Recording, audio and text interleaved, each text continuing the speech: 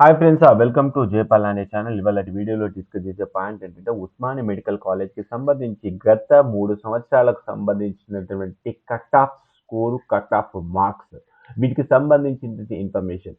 ఏ ఇయర్లో ఈ క్యాస్ట్లో cut off increase అయింది, ఏ ఇయర్లో కట్ ఆఫ్ డిక్రీజ్ అయింది, యావరేజ్ ఎంత వచ్చింది, యావరేజ్ గ్రాఫ్ 3 ఇయర్స్కి సంబంధించిన గ్రాఫ్ కనుక క్యాలిక్యులేషన్ చేస్తే ఏ క్యాస్ట్లో గ్రాఫ్ పెరిగింది, ఏ క్యాస్ట్లో గ్రాఫ్ తగ్గింది, 24లో ఏం జరుగుతుంది అని చెప్పేసి మనం ఒక అంచనా వేసుకొని దానికి అనుగుణంగా ప్రిపరేషన్ కావచ్చు అనే ఉద్దేశం మీద ఈ వీడియో చేస్తున్నాను. మరి ఉస్మానియా మెడికల్ కాలేజ్కి సంబంధించినటువంటి మరిన్ని అప్డేట్స్, మరిన్ని అడ్వాంటేజెస్ కూడా ఈ వీడియోలో డిస్కస్ చేయబోతా ఉన్నాం. కాబట్టి ఇంత ఇన్ఫర్మేషన్ ఎప్పటికప్పుడు మీకు అందించే ప్రయత్నం చేస్తున్నాను. ఇన్ఫర్మేషన్ అంతా గ్యాదర్ చేయడానికి చాలా టైం అనేది తీసుకుంది.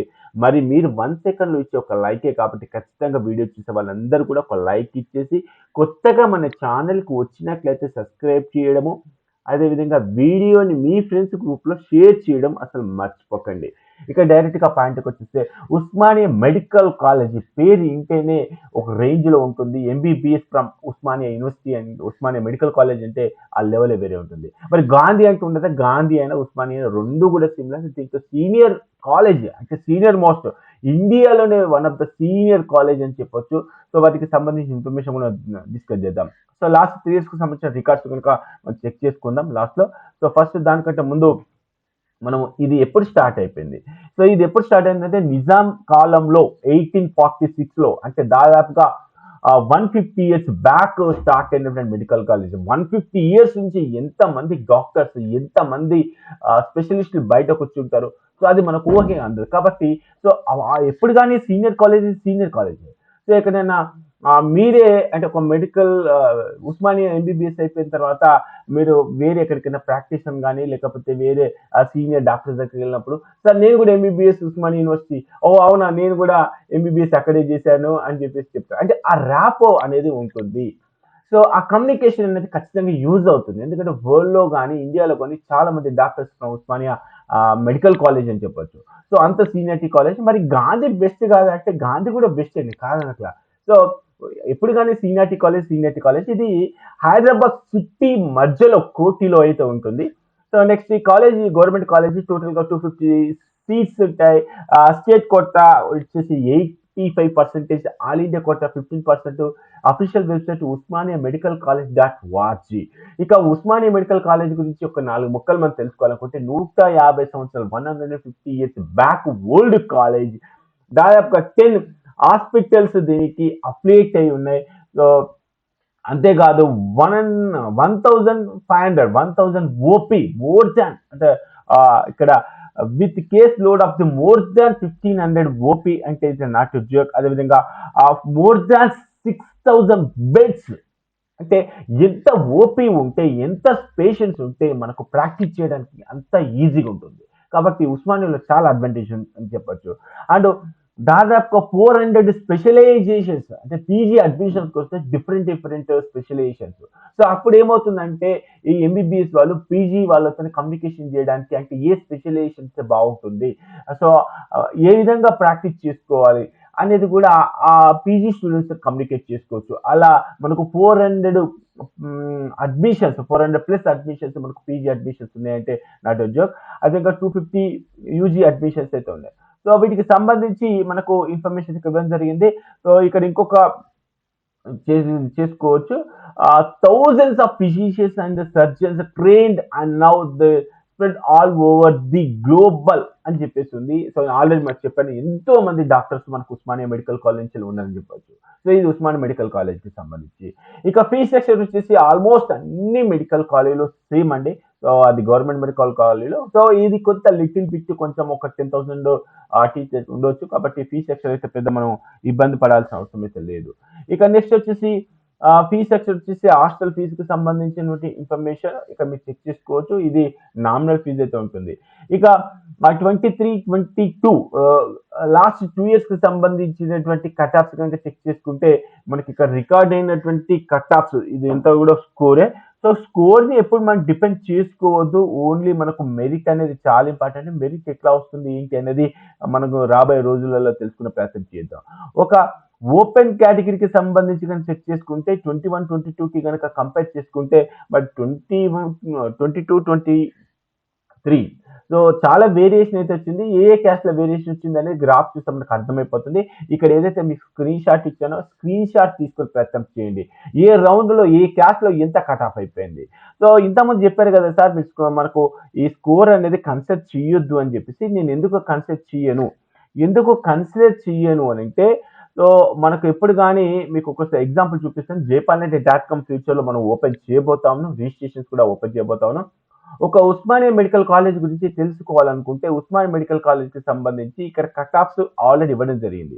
మరి ఈ 632 వచ్చిన క్యాండిడేట్‌కి సంబంధించి టోటల్ డీటెయిల్స్ ఇన్ డీటెయిల్స్ కావాలనుకుంటే అతని పేరేంటిది? రోల్ నంబర్ ఏంటిది? లోకల్ టైప్ ఏంటిది? క్యాస్ట్ ఏంటిది? స్కోర్ ఎంత? ఆల్ ఇండియా ర్యాంక్ ఎంత? మెరిట్ ఎంత? ఓపెన్ మెరిట్ ఎంత? ఓపెన్ లోకల్ మెరిట్ ఎంత? ఈ విధంగా అతను అడ్మిట్ అయ్యాడా? అడ్మిట్ కాలేదా? మనకి ఎక్కడెక్కడ సీట్లు వచ్చినాయి? ఏంటి? ఈ విధంగా డీటెయిల్ చైన్ ట్రాక్ మొత్తం కూడా మనం ఆ వెబ్‌సైట్‌లో మెయింటైన్ చేయబోతా ఉన్నాం. సో వెబ్‌సైట్ వల్ల మీకు చాలా యూజ్ ఉంటుంది. కాబట్టి ఇక్కడ అయ్యో సార్ ఇక్కడ స్కోర్ ఒకటే చెప్తున్నారు. ఆల్ ఇండియా ర్యాంక్ ఉంది. స్టేట్ మెరిట్ ఉంది. స్టేట్ లోకల్ మెరిట్ ఉంది. స్టేట్ లోకల్ క్యాస్ట్ మెరిట్ కూడా ఉంది. ఈ విధంగా ఎన్నో రకాల ఇన్ఫర్మేషన్స్ మనం తెలుసుకోవచ్చు. సో అంత క్లారిటీగా మనకు వెబ్సైట్ త్వరలో నేను లాంచ్ చేయబోతాను. దానికి సంబంధించిన ఇన్ఫర్మేషన్ రాగానే మళ్ళీ మీతో షేర్ చేసుకుంటాను. సో ఇప్పటికైతే 22, 23కి సంబంధించిన రికార్డ్స్ అయితే ఈ విధంగా ఉన్నాయి. నెక్స్ట్ 21లో రికార్డ్ అయినటువంటి మనకు కట్ ఆఫ్ స్కోర్ కనుక చెక్ చేసుకుంటే ఈ విధంగా ఉంది. ఒకసారి చెక్ చేసుకునే ప్రయత్నం అయితే చేయండి. సో వీటికి సంబంధించిన ఇన్ఫర్మేషన్ సో మళ్ళీ చెప్తున్నాను. ఇది వచ్చేసి 22 రికార్డు. సో ఇక్కడ ఉన్నటువంటి 23 అండ్ 22 రికార్డు ఈ విధంగా ఉన్నాయి. సో ఇక్కడ నెక్స్ట్ వచ్చేసి యావరేజ్ ఎలా తీసానంటే రౌండ్ 1, రౌండ్ 2, రౌండ్ 3 ఈ అన్ని రౌండ్స్ కలిపేసి యావరేజ్ ఎలా వచ్చేసిందంటే 512 బీసీఏకి, బీసీబీకి వచ్చేసి 577 ఈ విధంగా 2021లో 21 రికార్డు ప్రకారంగా చెక్ చేసుకుంటే యావరేజ్ ఈ విధంగా ఉంది కట్ ఆఫ్. నెక్స్ట్ వచ్చేసి 22 కనుక చెక్ చేసుకుంటే రౌండ్ 4 ఎందుకు ఇవ్వలేదంటే సో అంటే మేజర్ గా రౌండ్ 3 వరకే క్లోజ్ అయిపోయింది అడ్మిషన్స్ రెగ్యులర్ గా. కాబట్టి అది చేయలేదు. సో ఆ 3 రౌండ్స్ కి యావరేజ్ చేసినా కూడా మనకు ఎంత వస్తుంది అనేది కూడా ఇక్కడ మీరు చెక్ చేసుకోవచ్చు. సో వాటికి సంబంధించి ఇన్ఫర్మేషన్ 22. నెక్స్ట్ 23లో మనకు రికార్డ్ అయినటువంటి యావరేజ్ చెక్ చేసుకుంటే అంటే 551 తో స్టార్ట్ అయిపోయి 531 తో అంటే యావరేజ్ గా చెక్ చేసుకుంటే 536 ద సేఫ్ స్కోర్ అని చెప్పొచ్చు. సో ఆ విధంగా మనకి ఇన్ఫర్మేషన్ ఇవ్వడం జరిగింది. ఇక కొన్ని కేటగిరీలో అయితే అసలు ఏం చేంజెస్ కూడా కాలేదు. సో ఇక గ్రాఫ్ విషయానికి వస్తే చెక్ చేద్దాం. సో గ్రాఫ్ విషయానికి వస్తే యావరేజ్ మార్క్స్ నేను సో బీసీఏకి సంబంధించి గత 3 ఇయర్స్ కి సంబంధించి 21లో 512 తో స్టార్ట్ అయిపోయి 536 కింద అయిపోయింది. గ్రాఫ్ అయితే ఇంక్రీజ్ అయిపోయింది. అదే బీసీబీలో గ్రాఫ్ 570 నుంచి మళ్ళీ పెరిగి మరి 23లో గ్రాఫ్ అయితే తగ్గింది అని అయితే చెప్పొచ్చు. ఇక్కడ చెక్ చేసుకోవచ్చు. సో అది ఇక్కడ తగ్గింది ఏంటి అని చెప్పేసి మళ్ళీ ఇన్ డీటెయిల్ గా మీకు ఇచ్చినటువంటి ఏదైతే స్కోర్ ఉందో ఇక్కడ బీసీబీ కనుక చెక్ చేసుకుంటే ఇక్కడ మనకు రౌండ్ 4కి వచ్చేసరికి డిఫరెంట్ కేసు. ఎందుకంటే ఇది కన్సిడర్ కూడా చేయొచ్చు. మనకు 609, 601, 596, 446. సో ఇక్కడ రౌండ్ 4 మాపప్ వాళ్ళకు కొంతమందికి ఓ రకంగా చెప్పాలంటే అదృష్టం కలిసిందని చెప్పొచ్చు.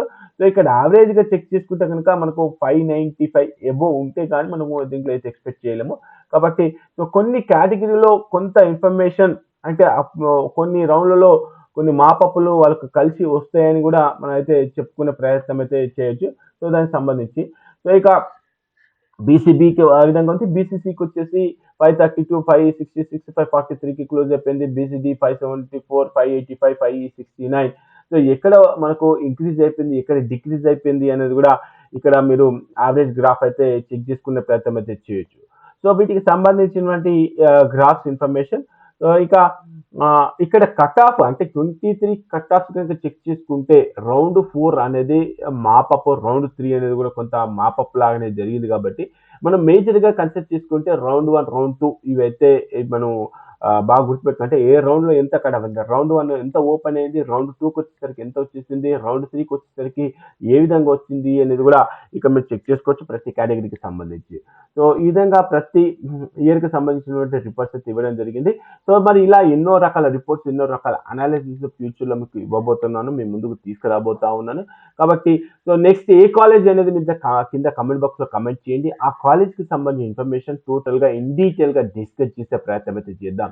మరి ఈ వీడియో మీకు నచ్చింది అనుకుంటున్నాను. నచ్చితే ఖచ్చితంగా ఈ వీడియోని లైక్ చేసి, కొత్తగా మన ఛానల్‌కి వచ్చినట్లయితే సబ్స్క్రైబ్ చేసి, మీ ఫ్రెండ్స్ గ్రూప్‌లో, మీ ఫ్యామిలీ గ్రూప్‌లో, మీ కోచింగ్ గ్రూప్‌లో, మీ కాలేజ్ గ్రూప్‌లో ఈ వీడియోని వైరల్ చేసే ప్రయత్నం చేయండి. సో వాళ్ళు కూడా ఈ వీడియోని చూసి ఇంకొంత నాలెడ్జ్ గెయిన్ చేసుకొని వాళ్ళ టార్గెట్ ఫిక్స్ చేసుకొని సో మంచి స్కోర్ చేయడానికి అవకాశం ఉంటుంది. సో ఎక్కువ వ్యూస్ వస్తే కనుక మనకి ఇంకా ఎక్కువ వీడియోలు చేయాలని ఒక ఆలోచన వస్తుంది. కాబట్టి ఖచ్చితంగా వీడియోని లైక్ చేసి మీ ఫ్రెండ్స్ అందరికి షేర్ చేస్తారని చెప్పేసి ఎక్స్పెక్ట్ చేస్తున్నాను. ఓకే ఫ్రెండ్స్, జై హింద్.